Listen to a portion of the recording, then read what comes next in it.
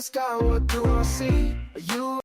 Midnight shadows whisper low, demons lurking in the glow.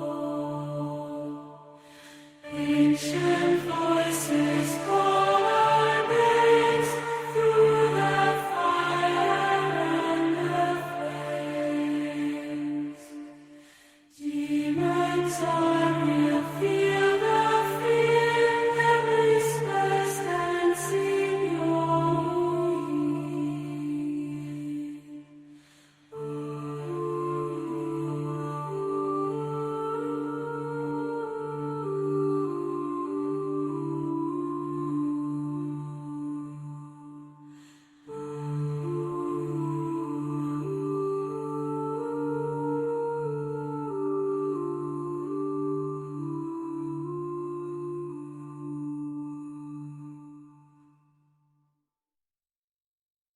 Up in the sky, what do I see? A UFO is looking at me. Lights flashing all around, bass bumping from the ground. Aliens grooving to the beat, hip-hop rhythms got them on their feet. Strange beings shaped to the flow, spaceships rocking to the show.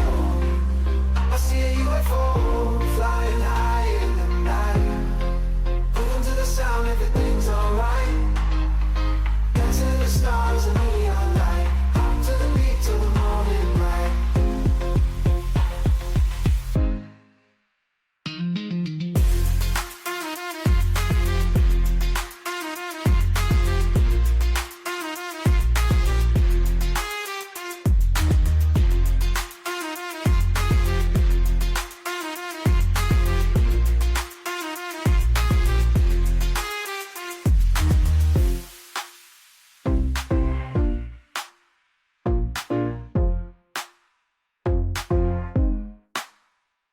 I see a UFO flying high in the night, moving to the sound, everything's alright. Dancing in the stars under neon light, hop to the beat till the morning bright. I see a UFO flying high in the night, moving to the sound, everything's alright. Dancing the stars and neon light, hop to the beat till the morning light.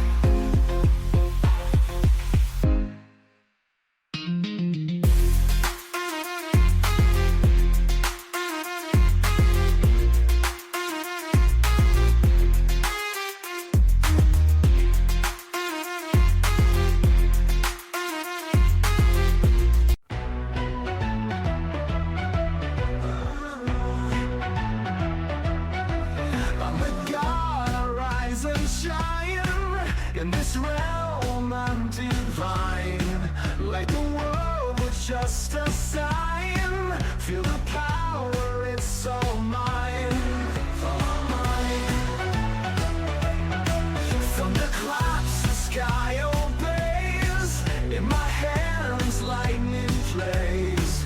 Mountains bow, the ocean sway, I command night and day. On the god, feel the force, every star on the course.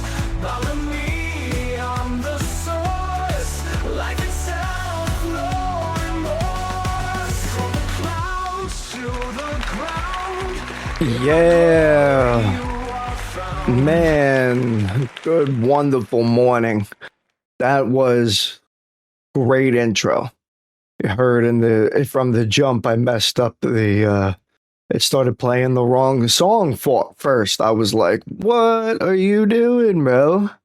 It is too early in the morning for you to be messing around with me, dog." I said to the machine. To the machine that doesn't even have an actual personality, unlike AI. Who doesn't talk to AI, bro? I mean, like, we were like Googling something, and I was like, why the fuck am I Googling this, bro? We need to just only talk to AI. It's the best thing ever. I don't have to ever like type anything. Oh my God. and like think about what I'm gonna type for like 10 minutes, I just speak it out loud. And like, oh God, it's like forever. Cause like it's not like laziness. It's like when you go to sit down, like when you think about something, you're like, oh, I gotta Google this. And then you either open up your phone or go on your computer and you start typing, and then you're like, okay, what am I gonna type? Why does this guy blah blah blah blah blah? Like by the time you're done with that, it's been like 6 minutes. I could have just popped open my phone and been like, hey bitch, blah blah blah blah blah blah blah blah blah. And then she's like, oh yeah, the answer as well. And like 30 seconds have only gone by.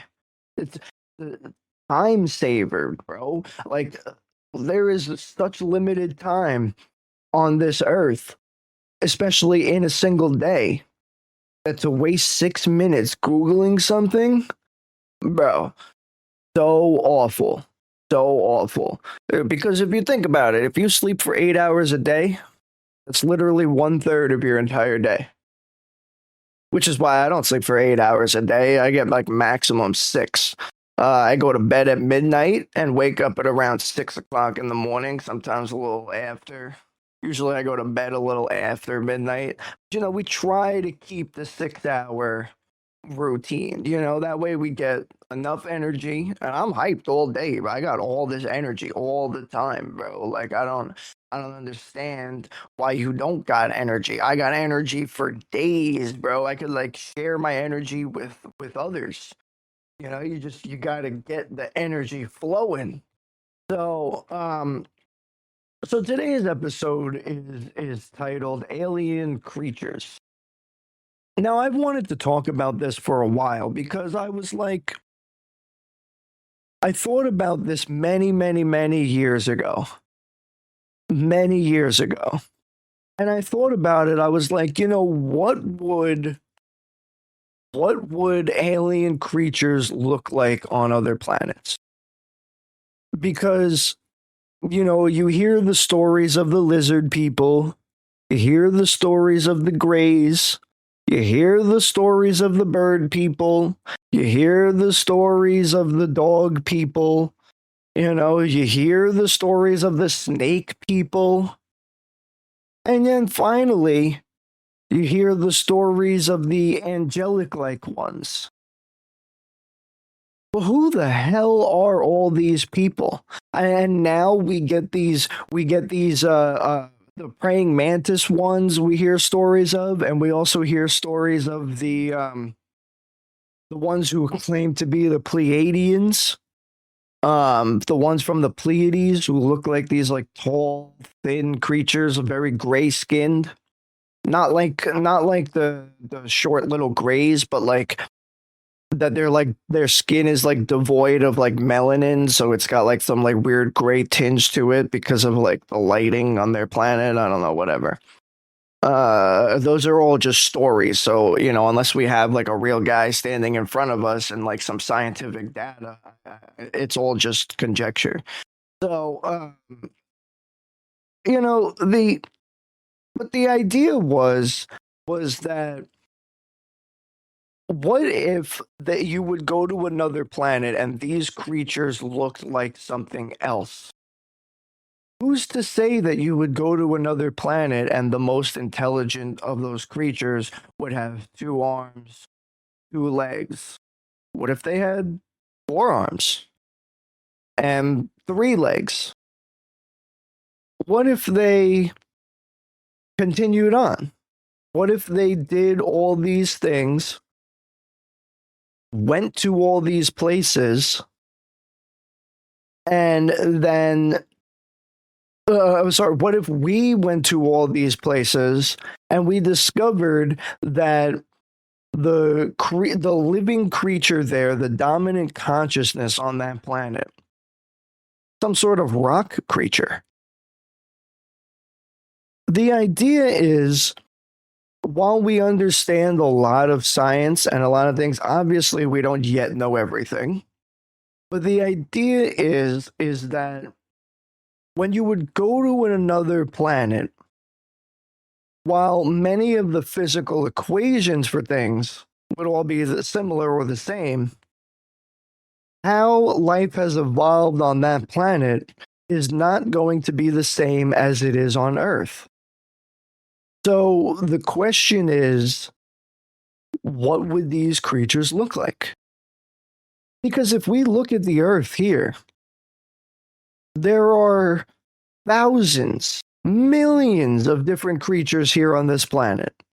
You have octopus, giraffes, elephants, and we used to think that there was that intelligence for humans was, you know, the ultimate apex, and we still do, because we have the ability to articulate thought and do certain things and work with our hands and make results happen out of thoughts, and then we can act on those thoughts, you know, and do certain things. So yes, but intelligence isn't as cut and dry as that, is what we're starting to realize. Maybe what I'm saying.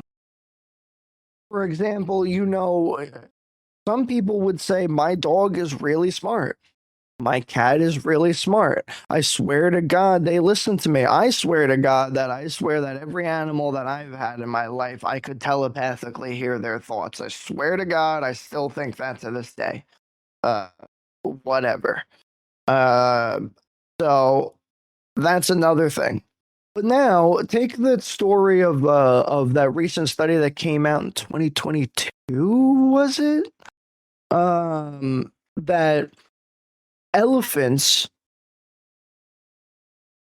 basically view human beings the same way human beings look at little kitty cats. They basically think we're freaking adorable, bro.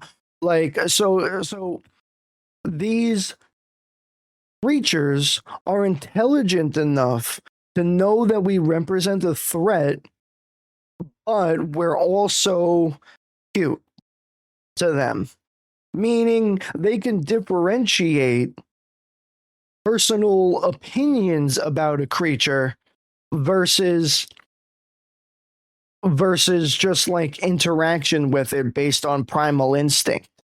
You know, they can actually differentiate how they feel about a creature based on their opinion, and their opinion is that we're adorable.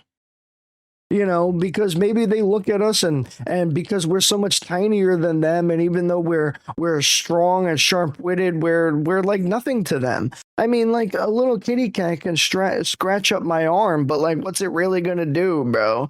Like, you know, it's not gonna do that much. You know, it's adorable that it's trying so hard to be that it's trying so hard to be a you know, tough. By the way, for kick watchers, I got rid of BotRix.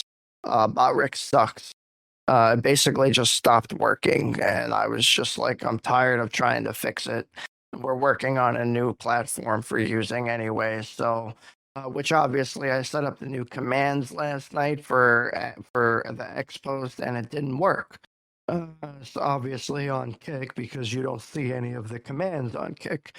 So I apologize for that, but we'll get that working. You know how we do. We work on it, and you know, so so the idea in my mind was many years ago is, what if we went to another planet and these creatures were nothing like what we thought?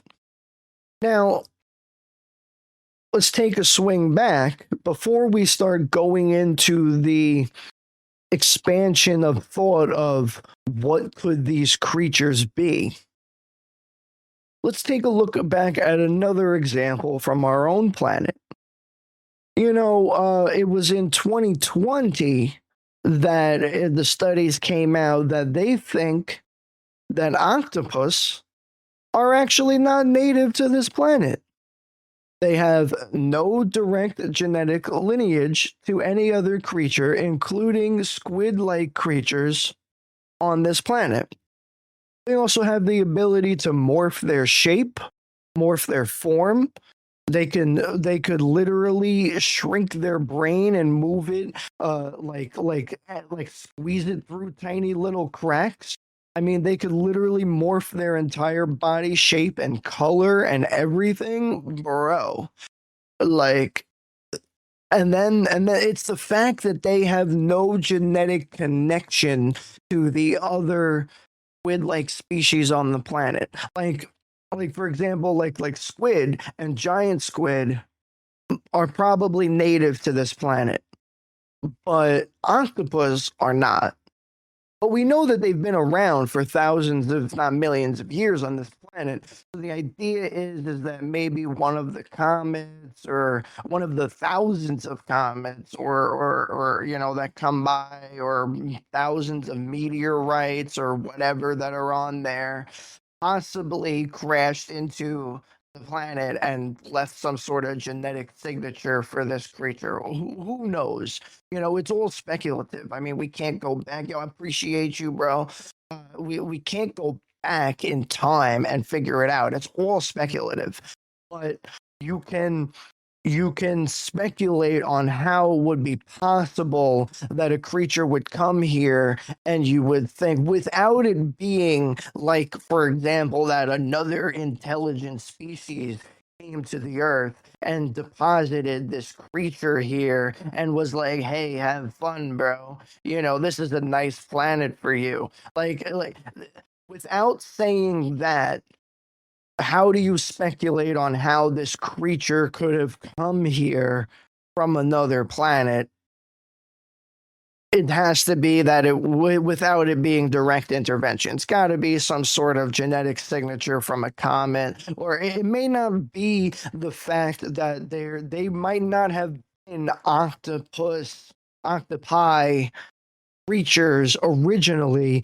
The genetic signature mixed with something else on this planet, and they combined together to work better for this planet, and the result was an octopus. It's all conjecture. Unless you got a freaking time machine, bro, and some other shit, you ain't going back to see it.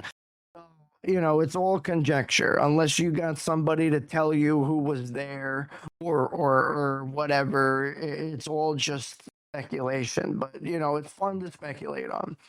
But science doesn't lie. And so if they don't have any genetic relationship to beings on our planet and native squid on our planet, then what are they? Must be extraterrestrial, obviously. Logic would conclude. So this creature is highly intelligent now. This creature can morph its shape, like we said, change its color, move its tentacles around, to morph its body shape, literally the entire size of it. I mean, it could do all these things that and no other being on this planet can do. And it learns from its environment. It could even pick up rocks and use it as tools and do other things. It could use a half-broken shell as like a shovel. It is that intelligent. So, what is intelligence? The answer is like, quote Michio Kaku here, in that the brain is not a intelligent thinking machine. The brain is a learning machine. The brain learns by interacting and speaking and acting on and doing certain things, and it learns what it can and can't do, its limits, all these different things, its possibilities of the world around it, and then all these other things.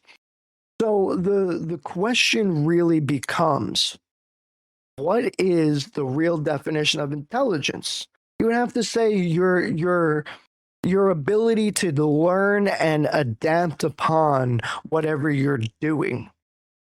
You can't, like, for example, you would say that a person who for example, the definition of insanity is doing the same thing twice and expecting the same result. That's a person who's not intelligent. That's a person who doesn't have a brain, because their brain doesn't learn from their past experience, which is literally what the brain is supposed to do. The brain is a learning machine. When you're a baby, you don't walk right off the jump. You don't literally jump off the jump. You don't do anything. You literally are just dead meat sitting there. You're basically like a veal cutlet. And you gotta sit there and learn as you go. You learn that your parents can tell you that the stove is hot. If you don't go near it and feel the heat or touch your hand to it, you're never gonna learn that it's hot. You just know that somebody told you it was hot. It's like all these things that our parents told us, and then you grow up and you find out that that wasn't even real. That was just some nonsense that they made up in their brain to help them understand the world, and it wasn't even true. We do that all the time. Our parents do that shit all the time. I mean, like, what is the world that we're in? It's how you learn. It's how you learn based off of what you were doing. So, if this creature can learn, what would other creatures do? What would other creatures do on other planets? And how would you determine their intelligence? You would determine their intelligence by how they learned off of what they did in their planet. So if you get there and you find out, like, you get to some island, right? And you land on this island in the middle of the ocean, and you're like, where? These trees are beautiful. There's birds everywhere. It's freaking awesome, right? Yo, let's go for a swim. All these things, and you go for a swim in the water. You get your snorkeling gear on, and then you go, all right, I'm snorkeling, and I dive down. And at the bottom of this island, the island does not touch the ground. The island has a bunch of tentacles and shit floating down. And you're like, what the fuck, bro? This is like some detached island. And then the tentacles lash out and try to get you. And then this creature takes you in and eats you up. But what you realize is you're not standing on an island.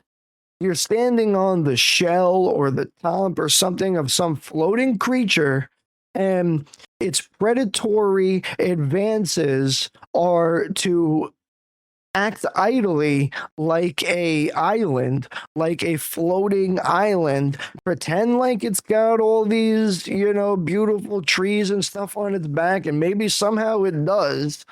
And it's got all of these things that look like beautiful trees, be like antenna or something. You never know. And so they look like beautiful trees, and the creature acts like it's a stagnant island. And then when its prey comes close to it, its tentacles lash out and eat it and grab it, and bring it to its mouth or something. Now, I just made that whole entire creature up in my brain. But the point is what if you go to one of these planets and this is what life is like? You have no idea what life is going to be like on these far off planets in different solar systems with different suns and different events that have happened in life in order for these creatures to get to where it is when you arrive there and look upon it.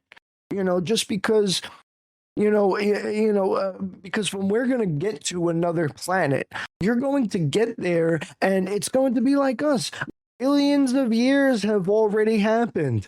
Think about how often we talk about that we do not even know ourselves what has happened for the past 5,000 years, let alone 10,000, 12, 15, 100,000 years.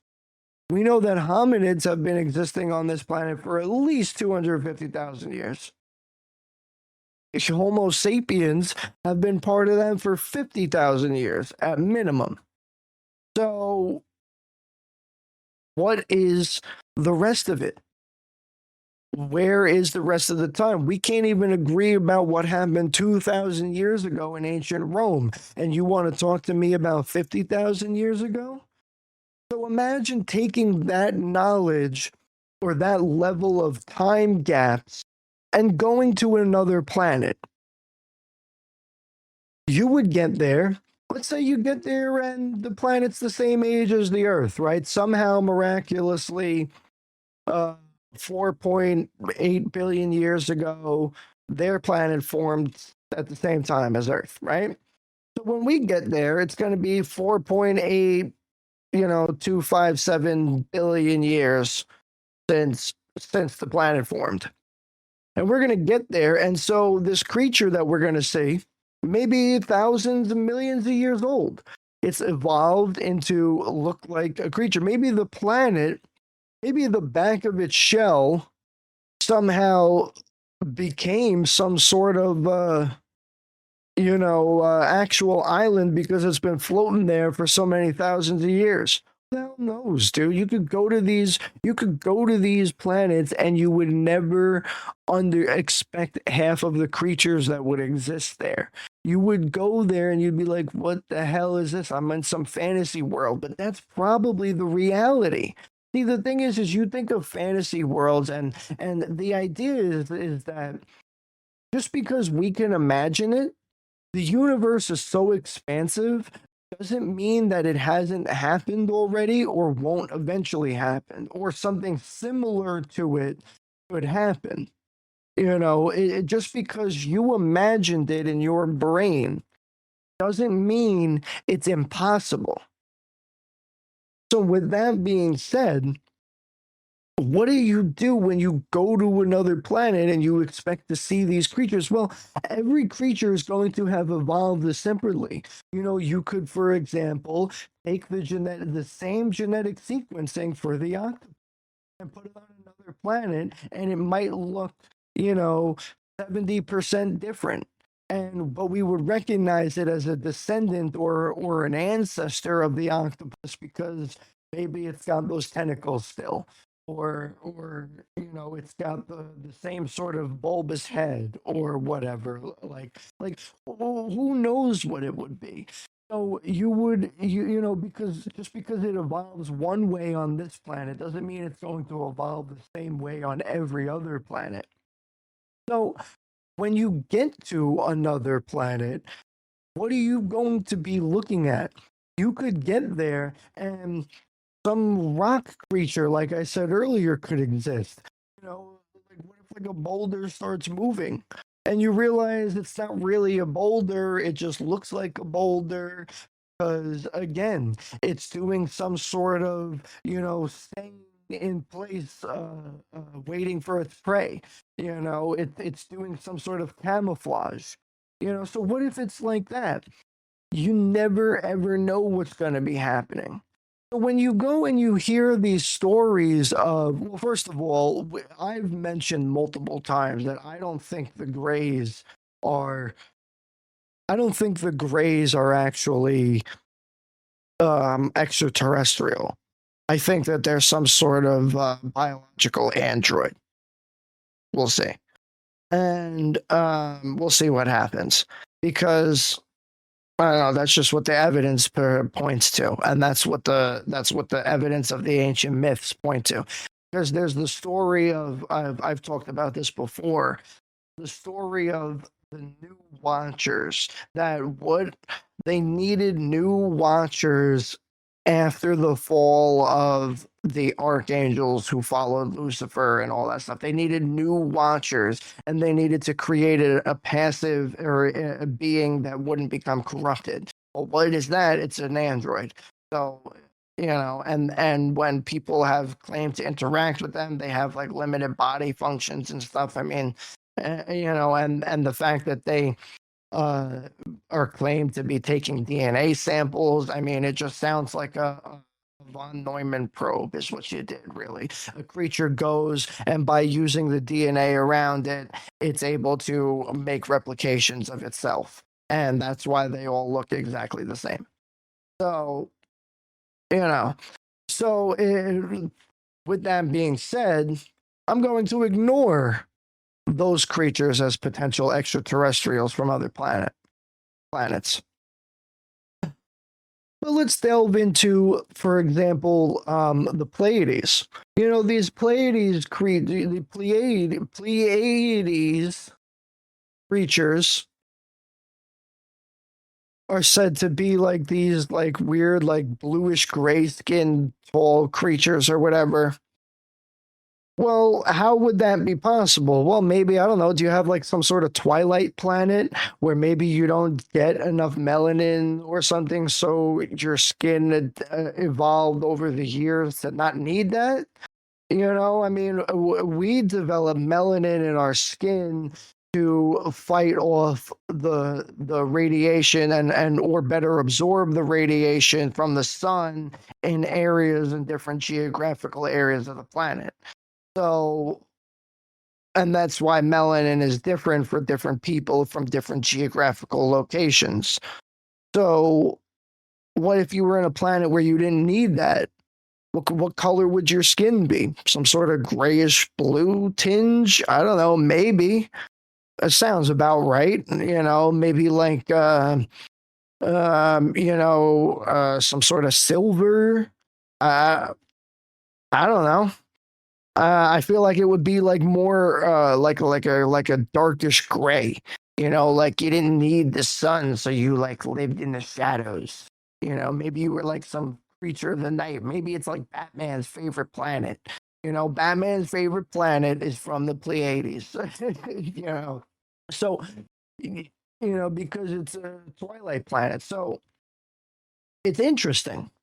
You know, there's also that story of what were those kids in England? Some sort of story, and these kids were like some sort of like weird green skins. And so the people were real, and they said they came from this twilight planet or a twilight world, they said. And I've heard the ancient alien theorists and other people use this idea, this story, as an example of there being an inner Earth, where they come from this twilight realm inside the Earth. But what if it's not from inside the Earth? What if it's from another planet? Let's think about it. What if you lived on some sort of twilight planet? Maybe it spun too fast, for there to be like true day and night. And maybe it was so far away that you got enough sun to keep the lights on, but you didn't get enough sun, to keep you totally warm. So what if you were on a planet like that? Well, that would be kind of like a twilight planet, right? What would you use to get your necessary nutrients? First of all, I don't even know if you would be green because color is a reflection of light. The reason we see color is because light reflects differently off of objects and people and all these things. So that's the reason we see color and or lack of color in certain areas. So if you were on a twilight planet, I don't really know if you would actually get a green-skinned creature, because that would imply that you took your color and your pigmentation from something else, like for example a plant. You know, like you somehow absorb the radiation from those plants, and because of that you turned green like the plants. That would imply that you had enough sunlight to make the plants absorb all colors but reflect the color green to you. You would have to have some sort of same pigmentation and ability to do that. So you would be reflecting the color green back at a person, and that's why they would view you as green, because your skin absorbs all the other colors. So the answer would be is that why would you, I don't know if you would be able to get that on another planet, because on a twilight planet that didn't get enough sun, that wasn't close enough. You simply wouldn't have enough light reaching it to produce those types of colors and the reflection of those colors. So you would get these sort of maybe darkish grayish creatures. Maybe like these tall Pleiadian ones, who knows? And what if it was a smaller planet, maybe spun a little faster? Would you grow a little taller? Possibly. Less gravity, less effect on gravity, although gravity is mass times rotation. So maybe they would have a similar sort of gravity because the increase in rotation would counterbalance the lack of mass. I don't know. Maybe we would have to run some equations real quick and try and figure it out. We could probably ask ChatGPT to do that. That'd be fun. But the thing is though, let's continue to think about what these creatures would be like and what their world would be like. You were some sort of, I would say that if you were some sort of green creature, you'd have to be on a planet that would reflect those lights. Like, for example, the reason why we view the stars and the sky as being blue is because the light reflects off the water and back into the atmosphere and then back down to our eyes. And because there's 70% water on the planet and the water reflects blue, we view these other things as blue also. But it's not really blue. In fact, there really is no color. It's your perception. It's how your eyes see it. So first of all, who's to say that those creatures on those planets even thought of themselves as green? We've spoken about in multiple episodes, especially when we did a whole episode on perception and light. And if I looked at person and saw green, it's because my eyes, not everyone's eyes, my eyes reflected green. What is that? My eyes reflected green. The green reflected from my eyes. So therefore, or reflects back to my eyes, excuse me. And so I view you as green. But if you had eyes that were able to see different variations of the visible light spectrum, because it's our, as human beings, visible light spectrum, not necessarily all other creatures. For example, we know that dogs and cats see a little bit, differently on the visible light spectrum. Some see a little more, some see a little less, and so do other creatures on the planet. So who's to say that it's not the same for other creatures on other planets? Of course it is. Of course it's the same. They would be able to see different levels of the light spectrum than we see.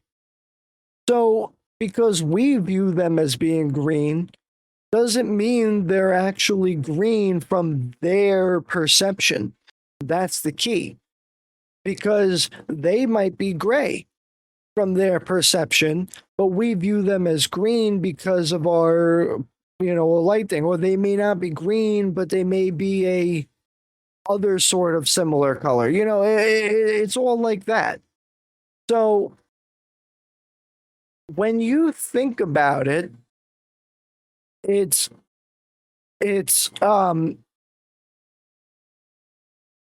when you really think about it, it's possible that all these creatures could exist in different viewpoints. So, for example, if I go those greenskins that supposedly showed up in the UK or whatever, and supposedly there's record of, I haven't seen the record myself, but supposedly there's record of this lady, of the man and women who came here. The lady actually continued to live and has descendants to this day. So who really knows what these people were, because obviously, if she has descendants on this planet, she's able to breed with human beings. So, who is she?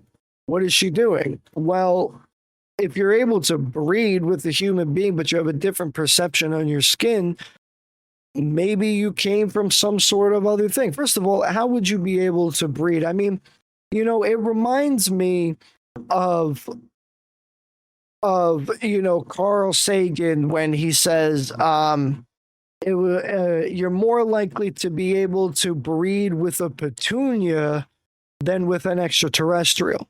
Totally true. Totally true. But how do we have these stories? Well, this is getting totally off topic, but the answer would be is that they would be something similar to us genetically. And that would imply that somebody has been seeding the planets, multiple planets, with similar genetic creatures. So the question is, who would be these creatures? Some sort of gods? Because we have these beings come down, land on the planet, say, hey, we're extraterrestrials and we created you, we're your gods. And then suddenly they go, all right, we'll be back, we're out of here. And you're like, where are you going? They're like, we're going to the next place. We got to go to the next planet and drop off some genetic seeds, and then we'll be back in like 4 million years. We'll see how you did. It's like who knows what it could be. So that would be the only way that you'd be able to mate with them, though, is if they had some sort of similar genetics. That would be the only way. So back to the idea of the creatures, though, you would have to then have the genetic signature for a creature to then evolve on the planet, which could be what happened to the octopus. You can't just put it here and expect it to evolve so quickly or be able to survive. It needs to have hunting habitats. It needs to have prey to eat. It needs to do all these things. And if you're an extraterrestrial, it is canceling it quite well, right? I see it on my audio board there too. If I just do it, yeah. Other than when they go right by the window, I know. God damn it. So, oh my God. No, you're good. Don't be sorry to interrupt, bro. We need the back and forth conversation. So I was like, WARR will hate this. Bro, I have one fucking rule for living here. Don't disturb me while I'm fucking.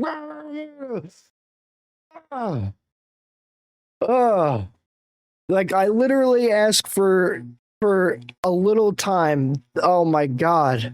Yeah, bro, because think about it. What would you no, I don't care about Saturday. Just don't come at 10 o'clock in the morning, bro. I work fucking till 2 a.m. sometimes on a weekday. I would like to be able to sleep sometimes also without having to be woken up to fucking goddamn landscapers. That would be fucking awesome, right? Yeah, no, it's whatever. It's fine. This is actually the first time that they've come this early on a Saturday, so I'm good with it. But anyway, so dude, it's so interesting because what would you do? You can't go to another planet and expect life on that planet to be the same as here. That's ignorant, that's stupid, that's unintelligent. You would have to go to another planet and expect it. Were you listening before with my idea of the creature? That literally just came to me at the spawn of the thought, and I described it as I was thinking it. With the creature that could be an island, and then all of a sudden you dive down, it's got tentacles and it eats you. It could be totally different. You never know. So I know. It's so crazy. Theorize different forms of life. Bro, it's so insane. Like, what would you do if you went there? I listen to a lot of these audio books and a lot of these, I read a lot of fantasy stories, and I even think about these things on my own. If you look at my website, a couple of the stories that exist, they exist on different planets. I'm literally trying to I'm literally developing the physics for those planets in my brain in order to make those creatures that I'm inventing in my brain make sense on the planet that in the story. And so like you have to literally think about like the different physics that interact, the different chemistry that interacts. Like what if you remove one of the same, will it look the same kind of thing? It's building a whole universe. That's literally what it is, a multiverse in my head. That's why I'm the multiverse, bro. It's literally if you know what we need, bro. You want to be a trillionaire, Tinker? Invent the technology that allows me to project my thoughts to a video screen. We can watch instant movies. All these ideas of planets that happen in my brain, I could be projecting it on a screen. You want to be a trillionaire? Invent that. And because if I could think of something and make it into like a thing, bro, that'd be crazy. Imagine like I'm just like, yeah, here's a guy, and then like on the screen, a guy starts forming, and like as I think about the more detail starts appearing on the screen. Like imagine that. Like, oh, bro, that'd be so sick, bro. Dude, that'd be crazy. You should have been a neuroscientist, bro. You could have invented that shit. And so anyway, but the idea is what if you didn't have different things like that? What if you came from a planet? It's not impossible. We know today that it's not impossible for human beings to live on a different sort of planet as long as there's something similar. For example, we found those mega Earths and stuff. As long as those planets have a lot of oxygen and similar different things than to the Earth, similar chemical makeups, nitrogen in the atmosphere, all these other things that we need to be able to breathe. As long as they have that, we could theoretically live there. What if the planet was a little bit further away from the sun and a little bit larger, or a little bit smaller and a little bit closer to the sun? Or what if it was huge and massive and really far away from the sun, and you can't even get a tan? You gotta think about all these things. If it's really far away and you're not getting these as much sunlight to you, you're not going to see a lot of color. So the example is is you wouldn't be able to see all these creatures as being different colors. And then what if they came here to this planet? What color would you see them as? Because on their planet, they're so far away that they're devoid of color in a way. So, what if they came to this planet and you looked at them? Would it, and if they were devoid of color, wouldn't they then come to this planet, and you would either see them as, probably more likely, if they were devoid of color, you would see them completely either reflecting the color, which means we would see them as glowing white, or they would completely absorb all the color, which means we would see them as a black shadow. Maybe that's exactly what those black shadow creatures are. Is maybe it's you hear about those shadow beings that they're being called now. What if that's what they are? What if they're creatures that appear as a shadow because we think of it in one way? It's really interesting. Ancient. I'll give you an awesome example. Ancient alien theorists think that these shadow beings are actually some extraterrestrials from another planet. Excuse me, but the way that their eyes developed on their planet is not the same as the way our eyes develop. So, the technology that they're using on their planet would turn them totally invisible to their eye spectrum, to the visible light spectrum that they're able to see with their eyes. But then they come here to Earth, and we human beings have a different visible light spectrum, as well as the exposure to light and radiation on our planet is different. So these creatures, their technology that they're using to cloak themselves appears to us as a dark shadow. It doesn't allow them to fully integrate because they developed the technology to work for their eyes, not to work for the general technology. Like, the technology would be to bend light, so you would want to be able to bend light reflections. Theoretically, if you did the technology right, you should be able to go to any planet and the technology should be able to adapt to that planet's visible light spectrum. Theoretically, because the technology bends light. So if there's not as much light, it doesn't need to bend as much light to make you invisible. You understand? So if you go to a planet where there's more light, it would need to bend more light to make you invisible. So if you didn't develop the technology right, and it only bent the light from your range of the visible light spectrum, if you enter a different planet or encounter a different being with a different visible light spectrum range, then suddenly the technology doesn't work as good. So how would it appear? Maybe it would appear as a shadow being. Who really knows? So that's what's interesting, is what the technology of the ancient alien theorists say. And what's also interesting is there are people who claim to have seen beyond the shadow.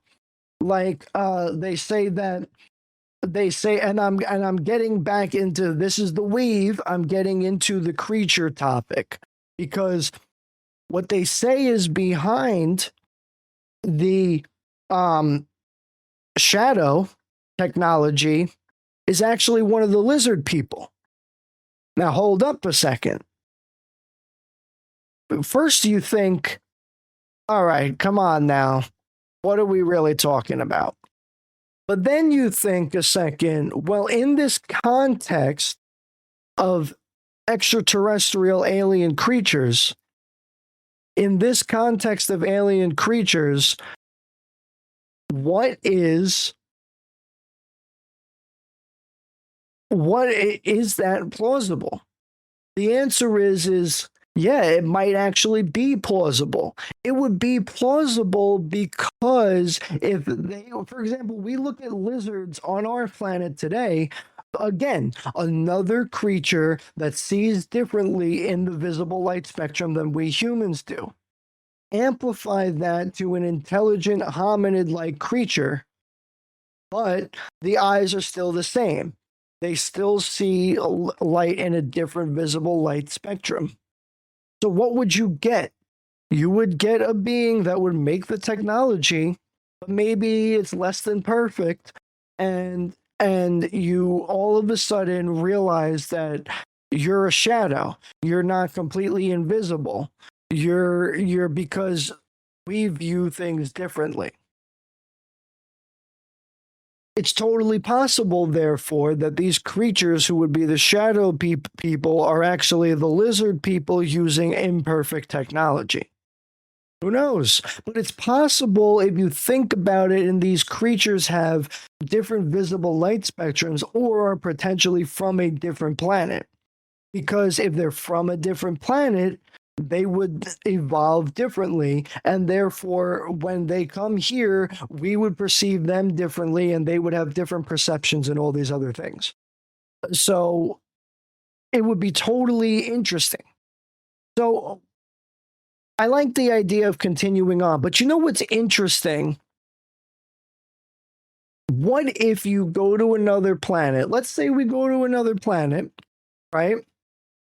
And you know what, you get these sort of angelic type beings. What if you get these angelic type beings coming there? You know, it's interesting, and I've talked about this before because Russian cosmonauts are the only ones who have ever reported this. You know, US and any other astronaut has never seen this. So it's very interesting as to why that would be, but we'll keep that for another episode because I have theories on that. So what if, for example, in the early days of our mythology on this planet, and if you look at Greek mythology, the gods were giants. And I don't mean like, 8 or 10 feet tall. I mean 20, 30, 40 feet tall. Okay, is what they were. For example, if you look at what's that old store early-ish 2000s or 2010s movie where it's like the guy is like the son of Poseidon, and he goes up there to meet his father, and when he gets to Olympus, he's like a regular human size, probably like 6'2", and he gets up and he's looking up at these like 60-foot tall giants. That is what the ancients thought the gods looked like. Now, many scientists have thought that the way gravity works and whatever, you would have to have a really tiny planet to be that big, right? Because you wouldn't. The larger it is, the more mass it is, the more gravity. However, if it was larger and not spinning fast, maybe it would counterbalance that, and you might be able to grow larger, possibly. But I mean, 40, 60 feet tall, that's huge, bro. That's gigantic. There's no way not no way, but it would be extremely hard for you to grow that tall. Unless, of course, you had some sort of technology to help you. And it just so happens that, when the Russian cosmonauts, especially the ones in the 70s and 80s who viewed these giant creatures, they found that 20-foot tall, human-shaped, glowing and angels surrounded their ships. Over 10 of them, over a dozen of them. Now imagine this for a second. And it was interesting the way they described them, because they described them as being hominid shaped, having 2 arms, 2 legs, a head, a nose, and a mouth, but being 20 foot tall, completely radiatingly glowing, and having these giant glowing wings. Well, you know what that sounds like to me? To me, that sounds like Green Lantern. If you think about it, really, it sounds like these very tall giant creatures, maybe 8 to 10 feet tall, are using this technology, right? And the technology allows them to lift themselves, like put this maybe energy field around their body, right? And they can literally use it to grow their size and shape, and maybe even manipulate wings out of it so that they can fly. right? So what if this is exactly what these Russian cosmonauts were seeing? Maybe these are the old gods. Maybe this is the Green Lantern Corps. Because what's interesting is the old gods and the Watchers were also called the Guardians. What did they do? They guarded, they protected, they helped humanity. And it was only when some of those guardians rebelled and came down here and did all these other things. But what do you have in this example? And how do you take away a creature's wings? Well, if I were to take a bird and cut off a bird's wings, that bird would no longer be able to survive. It's not a chicken or some sort of bird that doesn't naturally fly where it knows how to do it on the ground. It knew how to fly, and flying was its nature, its ability, its way to hunt and gather food. It's not going to be able to do those things, and the only way it's going to be able to survive is if it depends on you or somebody to feed it. So you can't just take a being and clip their wings. So the answer is what did they do with Lucifer then if Lucifer took his wings? Well, how would they do that? If they took his wings, maybe what they're doing is referring to some sort of technology.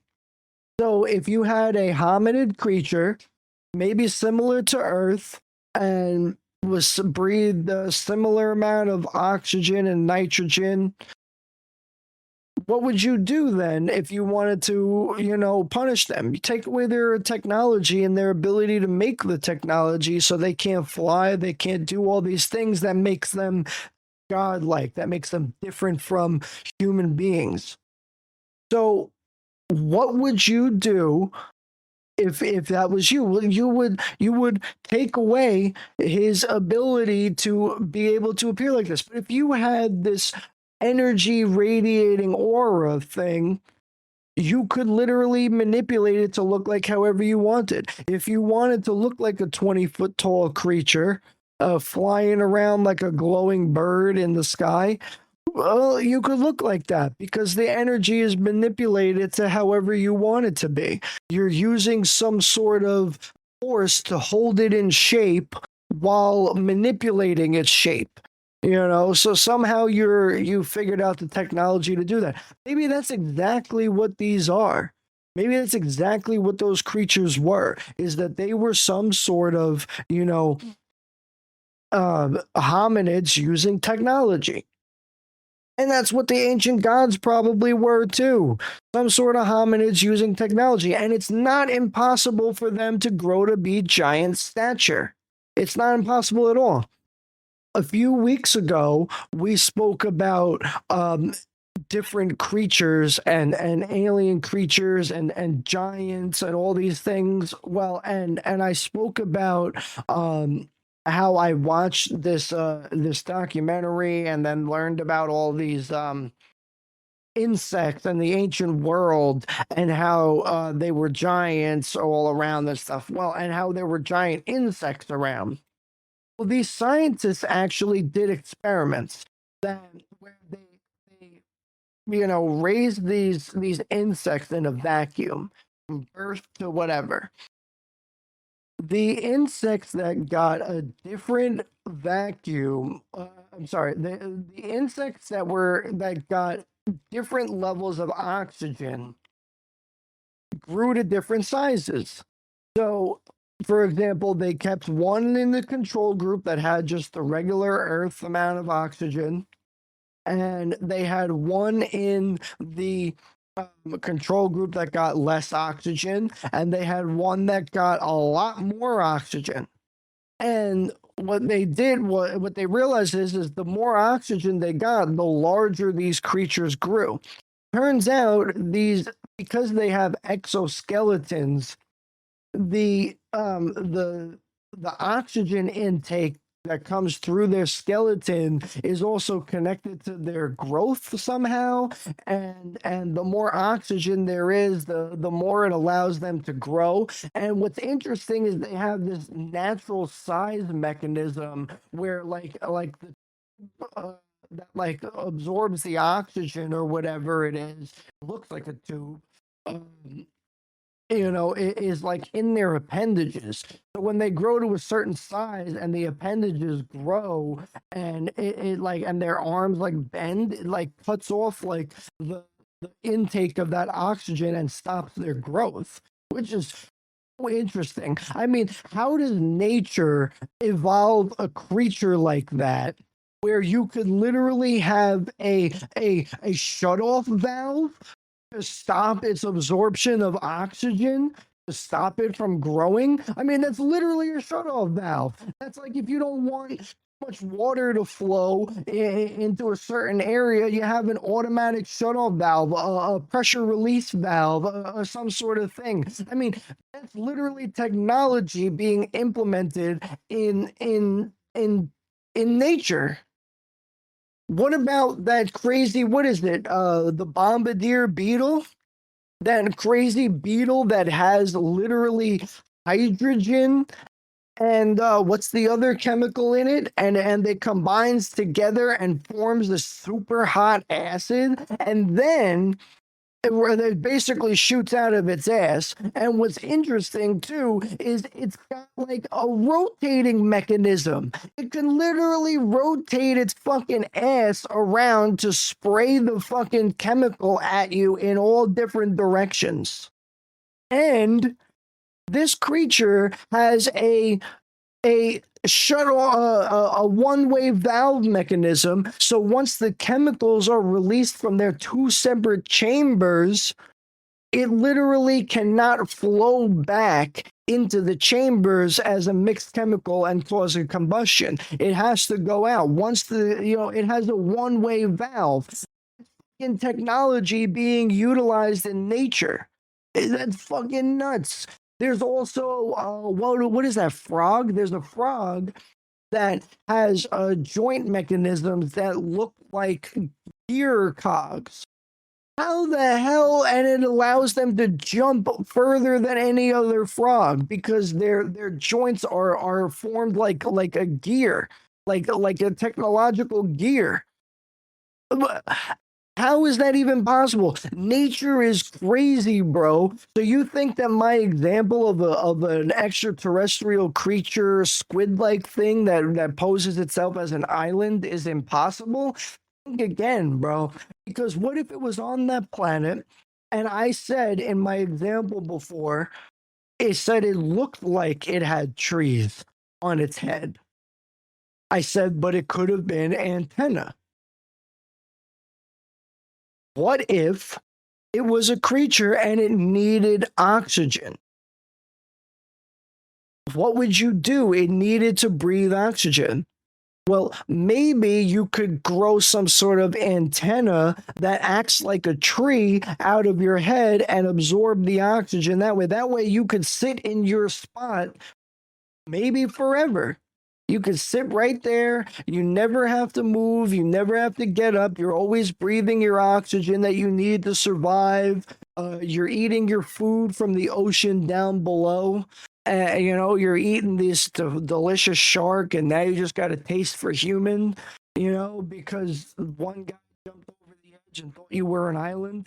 I mean, it's not impossible, is what I'm saying. Because you look at all these examples of Earth. Squid, the bombardier beetle, elephant. Look at how smart dolphins are. There's it came out, I think it was 2011, that Russian scientists were actually in the early 90s and possibly still today training beluga whales, or no, was it blue whales to dive really deep in order to detect submarines down below because they have some sort of echolocation that's like similar to dolphins, but and also similar to our human technology. And then they have thicker blubber than other creatures, so they're able to dive deeper. And who's going to look at a whale in the middle of the ocean with millions of other whales and think, oh, that's my enemy? Nobody.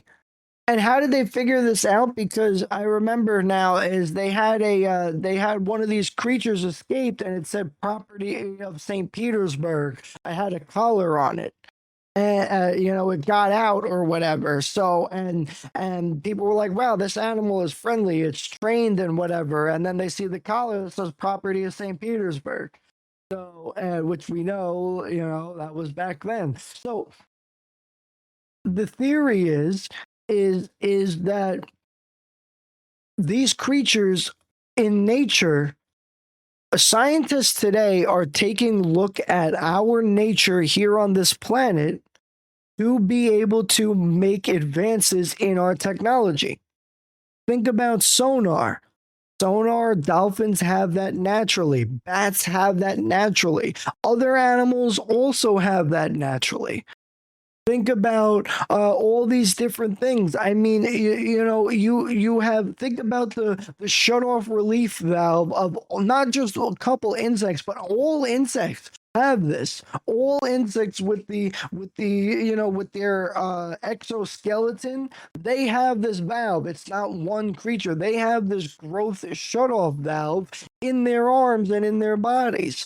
So imagine that amplified to a whole nother planet. I mean, these alien creatures are literally could be anything you could think of. Let's look at, for example, ancient alien theorists have said that when you get stories of bird-like beings or the snake-like beings or the dragon-like beings, it's misunderstood technology. I say yes. I say it is misunderstood technology. But I also say that it doesn't have to only be misunderstood technology. You could go to another planet, for example, and find out that these beings with 2 arms and 2 legs also have bird heads. It doesn't mean that they're some sort of hybrid creature. It just means that they evolved some sort of way. Maybe they don't literally have a bird head that looks like a bird from this planet, but they have similar features to a bird, like a long beak or something, because they on their planet evolved to have a beak because that was the best way that they could eat and survive and their food. So maybe they needed a beak, and the only way that we humans can understand that is we say that they're bird-like creatures. So the example is maybe, for example, Thoth, who was the Egyptian god of knowledge and wisdom, who was considered to have a bird head and a hominid body. Maybe he comes from one of these planets. Maybe he's not actually, some sort of thing, but he didn't look like a bird or whatever. But maybe he needed this beak. And the beak allowed him to, grow. Because if you look at pictures of Thoth and depictions of Thoth, he doesn't have birds' eyes on the side of his head like some sort of prey or whatever. He's got birds' eyes in the front of his head, and he's looking at him. And then he's got this long beak and all these things. It's almost similar to like some sort of like crane, like where it's like really long and used for that. I mean, what would you use that for? You'd use that for digging in the ground and getting your food out of there. Maybe you eat worms or some sort of shit. Like who knows? The point is that you could have evolved on your planet to have things that would be similar to a beak that you would call bird-like. It doesn't mean that he was actually a bird. It doesn't mean that he has wings. It doesn't mean that he can fly. But if he has something similar to a bird, maybe. What if you were a creature and you evolved on some planet and you had scaly skin because it was like some sort of desert planet or whatever, and you were all these creatures? What would you do? Well, maybe that's why you were a snake-like creature. The original, after the Anunnaki, the other original worship is snake culture. And we know that Lord Enki of the Anunnaki developed the first secret society called the Brotherhood of the Snake. And why would it be the Brotherhood of the Snake? Maybe he was some sort of snake-like creature. Maybe the way that they used the snake because they were in secret. Maybe that's what it is. Who really knows? But the real answer is that what's really going on is you're looking at how creatures would have evolved. And what are we looking at today? We know that the octopus, like we said, is no longer being considered a natural creature, but it obviously evolved naturally on this planet because we know that they've existed for thousands of years. It's not like octopus showed up 100 years ago or 20 years ago. And they've been here for thousands, if not millions of years already. So the idea would be that the genetic signature would have shown up for them. Well, what if you had genetic signature for some sort of other life on this planet? We know today that that's exactly what we had. We on this planet at some point had multiple hominids on this planet. Who's to say that other planets didn't have the same damn thing? Who's to say that? I'm not going to say that because I think that they did. I think that just like on our planet, we had other hominids evolve and become some sort of varying level of intelligence. I think that these creatures, I think that we had these multiple whatever, and these hominid creatures where all they did was they either evolved or couldn't evolve, and so they died off, or they fought each other or interbred with each other, or both, or all of the above. My answer is all of the above. And who's to say that it didn't happen the same exact way on other planets? Answer me that. I say it did happen on other planets the same exact way. Just because today we have the Anunnaki, as being one creatures, maybe they weren't one creature at one time. Who's to say, for example, that one day we get into these other planets and we find out that these groups of planets have been working together for all these years, and you get to like this council and they're made up of all these different creatures. What if you get to that?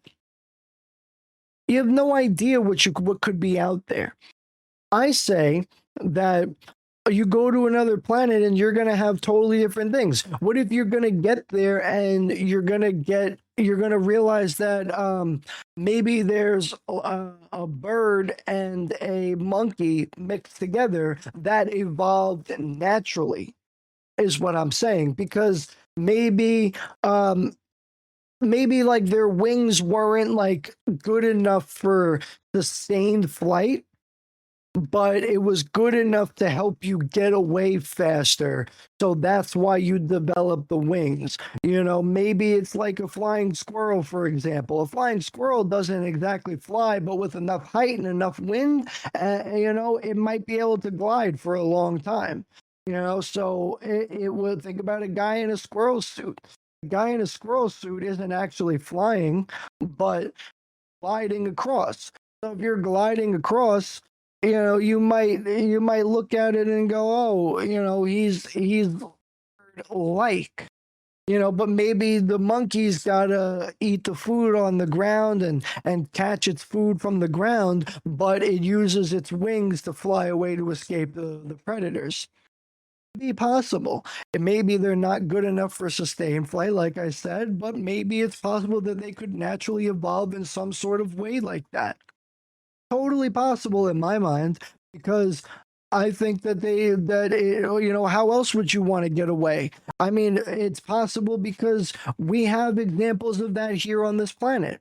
We have examples of creatures that define the impossible and do all these things, and we think it's impossible, and yet nature is doing it.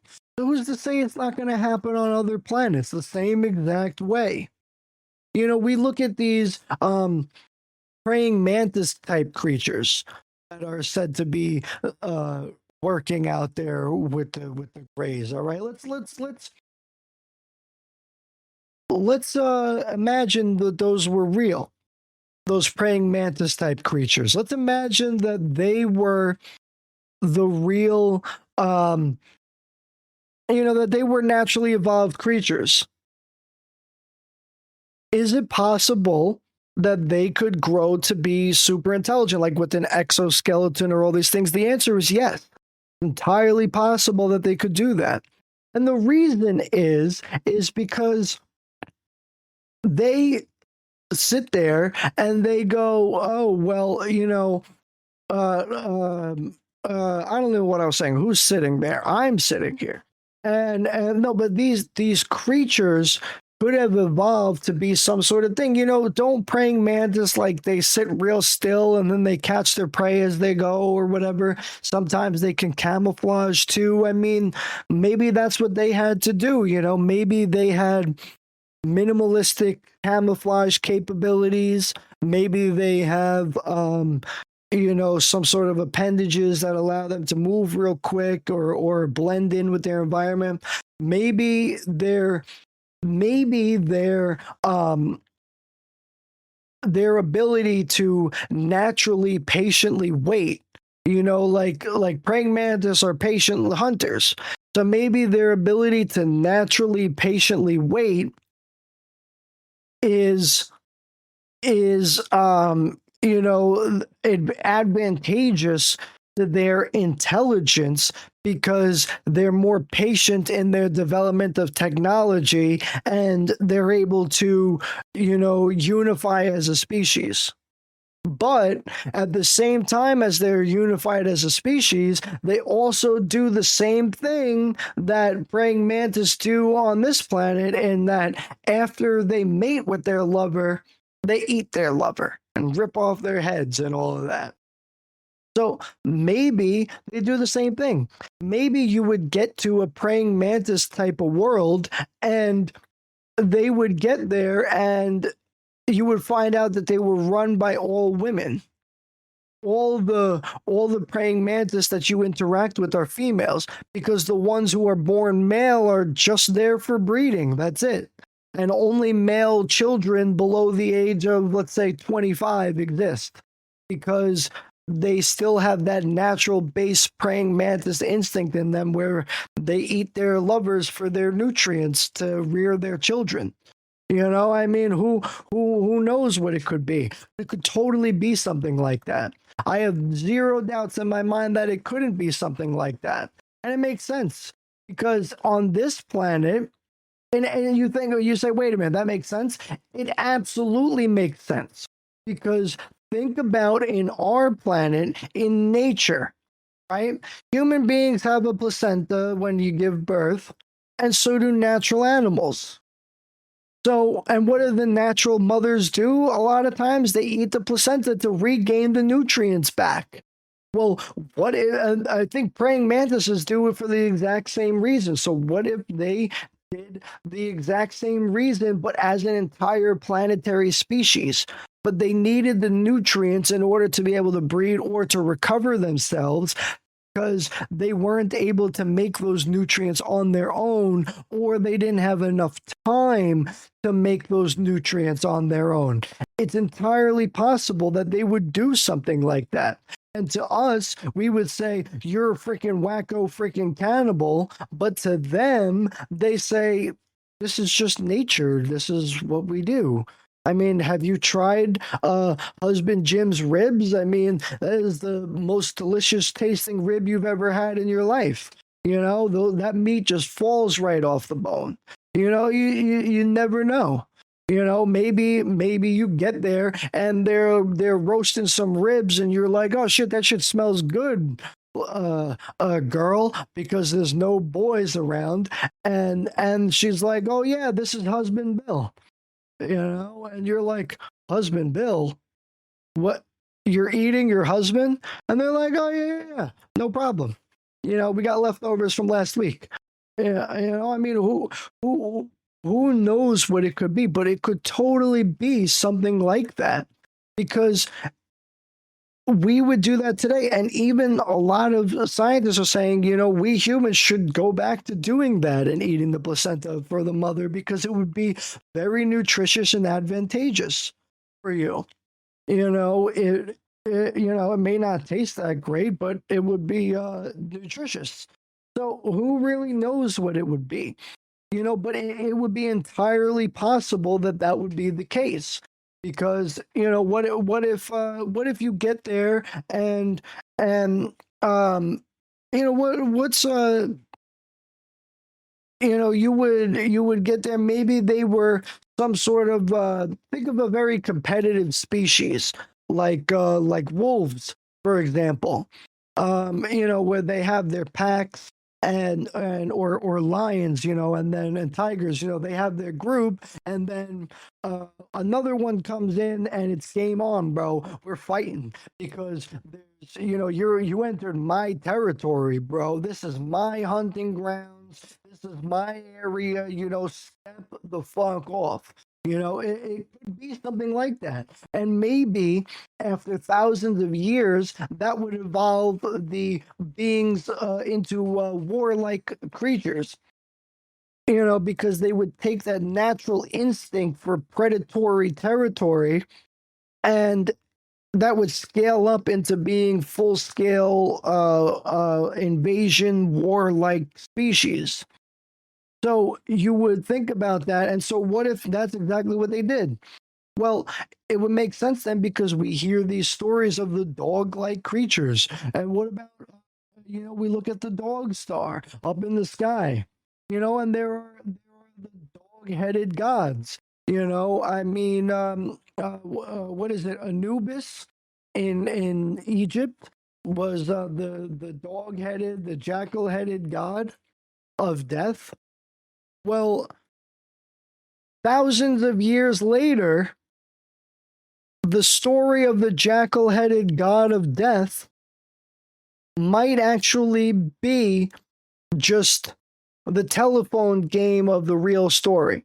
What do I mean by the telephone game? I mean, if I whisper something in your ear, by the time you whisper, the 10th person gets to hear it, whatever I whispered won't be the same thing that they heard. So if you go and all of a sudden you meet these warlike creatures from another planet that absolutely have these things, and they look like dogs, and you know, and all they do is leave death and destruction in their wake, and you know, maybe they you know, feed on the dead or whatever. Well, how would that story evolve thousands of years later?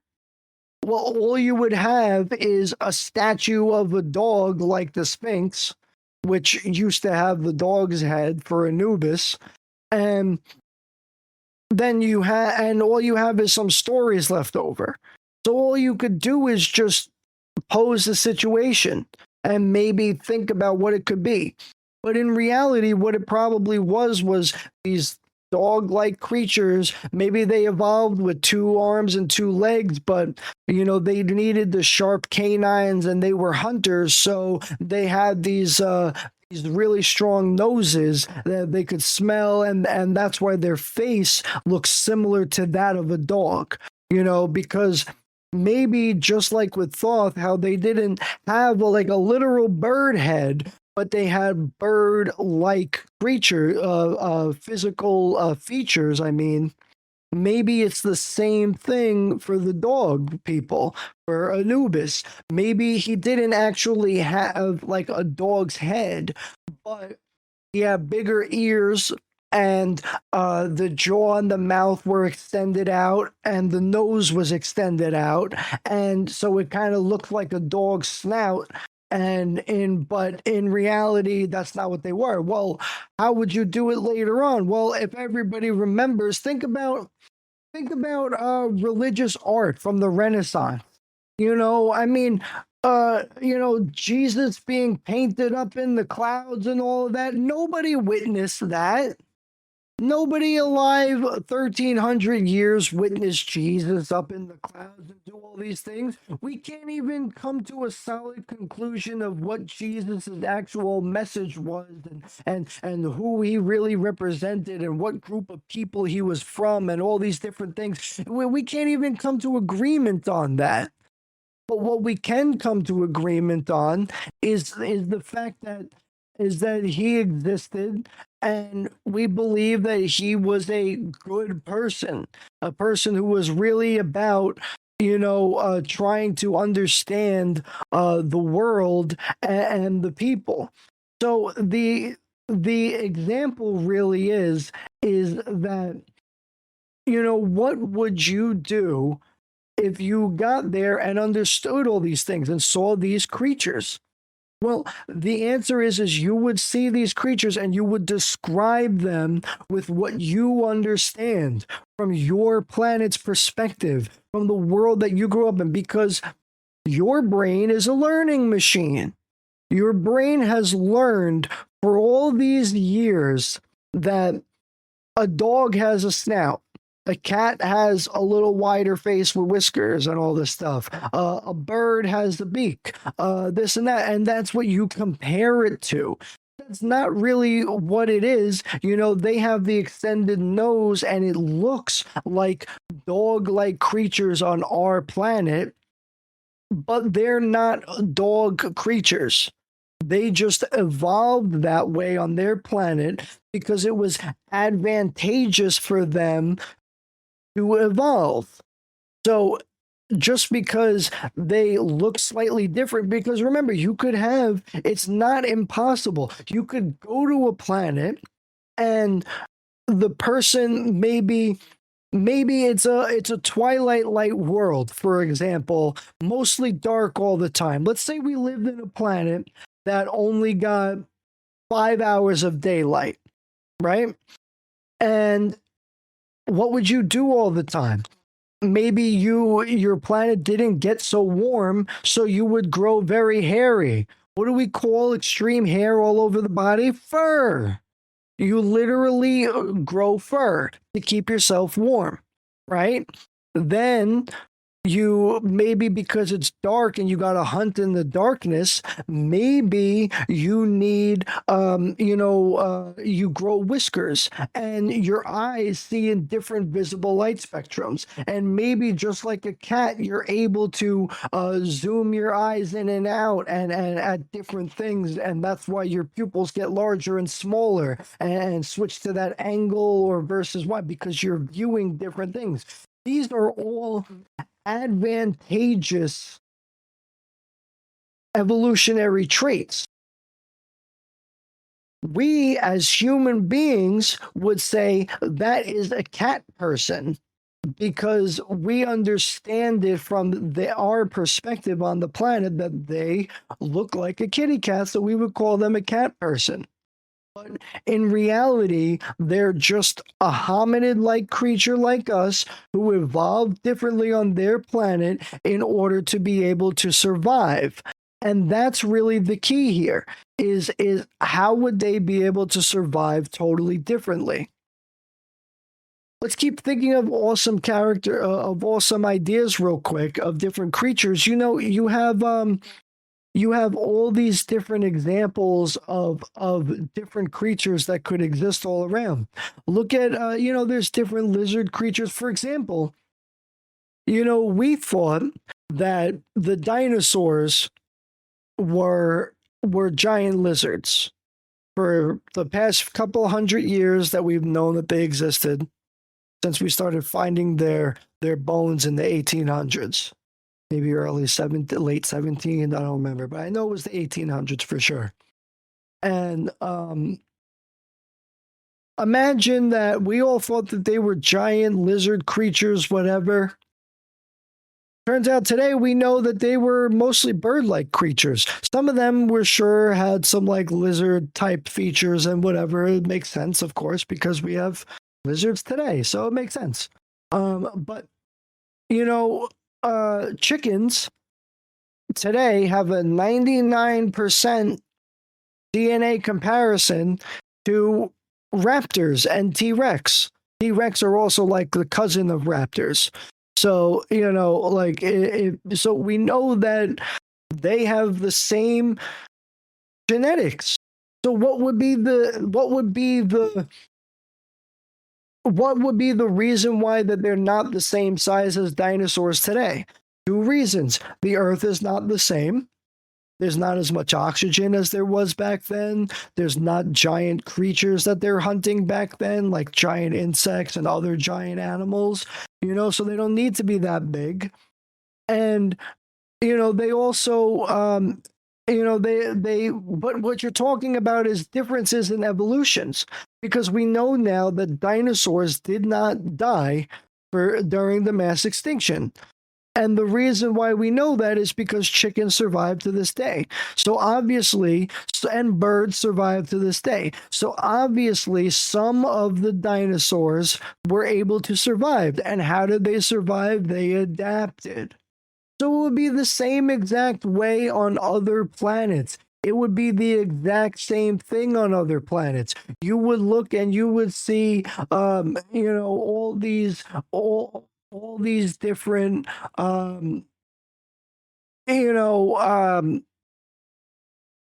you would see all these different adaptations that would be occurring on these planets that were advantageous to other creatures, and we can only describe them in our terms today as what we know.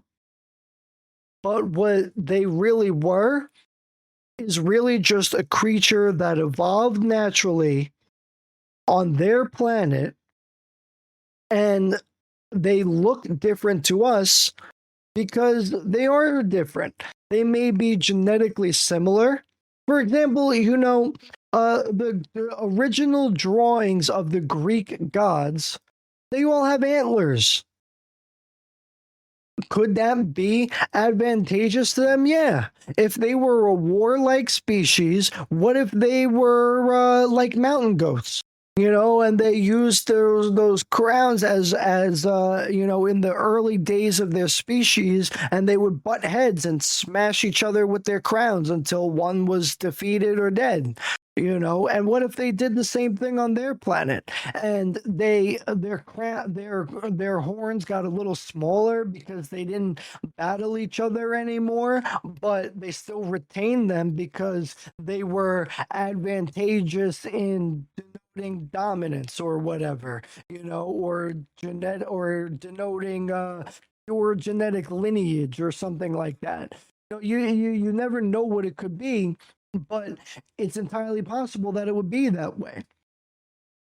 Just because we see things on our planet doesn't mean that that's the way it has to be. And when we get to other planets, we're going to realize that physics isn't the same. Time perception is not going to be the same. We spoke about this for dozens of episodes of this podcast, but time perception on every planet is entirely different. So if you're going to use time in your mathematical functions, your mathematical equations and answers are going to change, because you're not using time as Earth's constant, you're using time as that planet's constant. Unless you measure it into Earth's constant and then do the calculations to then do the comparison between the two, you would then get the true calculation for it. So of times measurement. Which I think we talked about. What did I say it was? I learned from reading. It was time. Time is an illusion. What did I call the episode? Time isn't real. I learned before we did that episode, I learned that um our modern definition of time is measured by the rotation of the cesium atom. Cesium atom rotates the fastest I think that we know of, and at a constant rate of it. So, and I think it's like it spins like 9,000 times per like millisecond or something like that, or per second. So it's because of that, it's so constant and so fast that we use that as our base time. So when you say atomic time and you're measuring like atomic time, you're really measuring it based on the cesium atom.